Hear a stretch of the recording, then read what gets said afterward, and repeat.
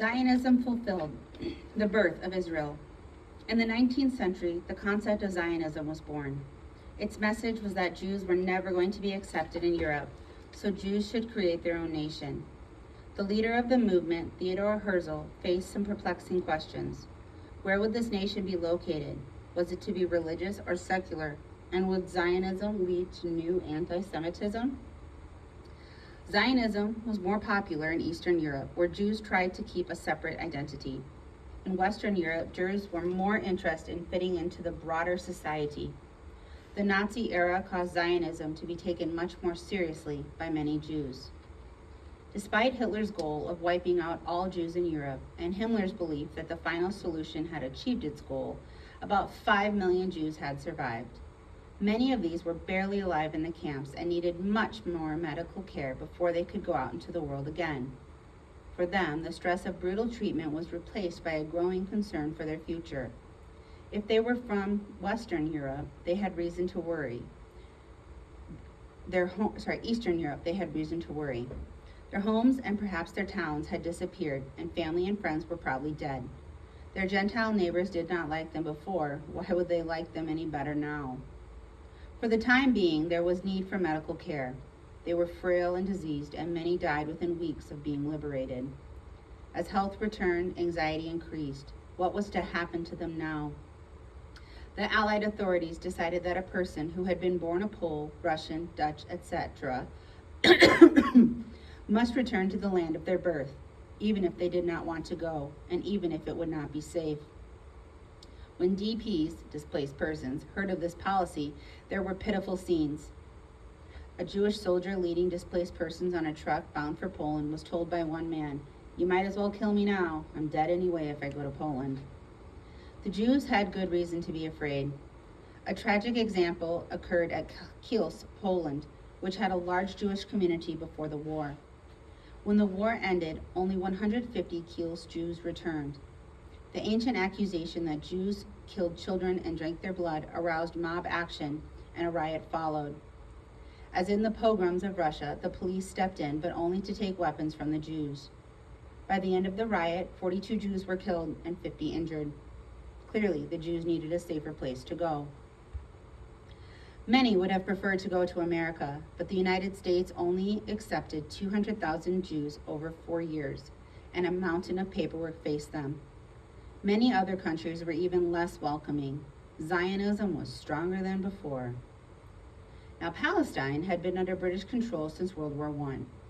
In 1917, Great Britain adopted the Balfour Declaration, which read, "His Majesty's government view with favor the establishment of Palestine, a national home for the Jewish people, it being clearly understood that nothing shall be done which may prejudice the civil and religious rights of existing non-Jewish communities in Palestine." How to create a Jewish state without prejudicing the rights of Arabs was a mystery. From 1919 to 1933, the German population in Palestine increased from 65,000 to 200,000 the first 3 years of Nazi rule in Germany. Many more Jews went to Palestine. The more Jews who came, the louder the Arabs protested. In 1939, British Colonial Secretary Malcolm MacDonald issued the White Paper. It would create an independent nation in Palestine, with powers shared between the Arabs and Jews according to their numbers. Over the next 5 years, 75,000 Jews could immigrate to Palestine. After that, the number entering was to be worked out with the Arabs. Most of Palestine, however, was closed to Jewish settlers. The British expected a flood of Jews to come to Palestine after the war, and they wanted to stop the flow. The Jews in Palestine were determined to increase the numbers coming. Guerrilla warfare between Jews and Arabs made Palestine nearly impossible to control. In the Jewish-Arab struggle, the Jews had the advantage. About 30,000 had served in the British Brigade during the war and had returned with their weapons and training. The oldest Jewish organization involved was the Haganah, which mostly fought Arabs. Two other groups, the Irgun, which is the National Military Organization, and the Stern Group, led by Menachem Begin, who later served as Israel Prime Minister, often battled the British. The British made every effort to keep Palestine under control, but their efforts were in vain. They tried curfews, lightning raids, and sweeps of neighborhoods. Weapons and rebels were found, but that did not prevent more violence against British troops. Tired of it all, the British turned the issue over to the United Nations in 1947. Israel. The United States was growing anxious about solving this problem. Many displaced persons were in the American sector of Germany, and the cost of caring for them infuriated American taxpayers. President Truman was sympathetic to the victims of the camp and pushed for the creation of a state of Israel. On May 1948, Israel announced its independence, and the United States recognized it a few minutes later. Israel was soon attacked by its Arab neighbors, but it quickly defeated them. In 1949, a truce was arranged by an American diplomat, Dr. Ralph Bunche. In a personal letter to Israel's president, Dr. Chaim Weizmann, President Truman wrote on November 29, 1948, "I want to tell you how happy and impressed I have been at the remarkable progress of the new state of Israel.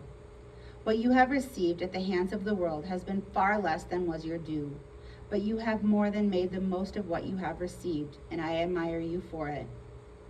Israel has achieved remarkable successes over the years, but in spite of its concern for the future, it has never forgotten the tragedy suffered by the Jews during the Holocaust.